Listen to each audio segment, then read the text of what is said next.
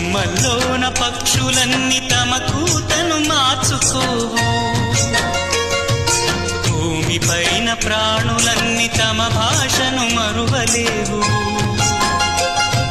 మనుషులమై మన భాషకు ముసుగును తగిలిస్తున్నాము.